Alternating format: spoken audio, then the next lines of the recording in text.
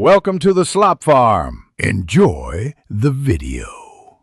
You start by gathering the exact parts and making the initial electrical connections. Mount the fingerprint sensor on a breakout, wire VCC to 3V and G&D solidly, and connect TX/RX to the microcontroller UART. Make sure to include a level shifter if needed. Once done, flash a basic USB serial sketch to the microcontroller so it appears as a device on your PC, and verify that the SDK recognizes serial data.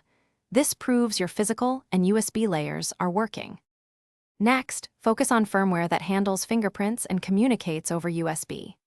Implement enroll and match routines using the sensor protocol. Store templates in internal flash or external EEPROM with checksums. Meanwhile, configure USB descriptors so the device is HID or CDC depending on your use.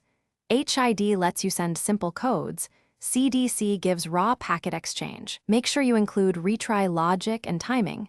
Sensors need short pauses between captures, and test matching accuracy. Finish by validating both hardware and software under realistic use.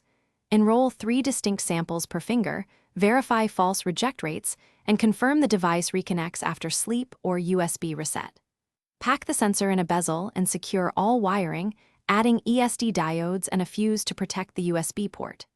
If something fails, first inspect power rails and ground continuity. Next, check baud and protocol framing with a serial log. Often the issue is wiring or wrong descriptor settings rather than the sensor itself. Thanks for watching.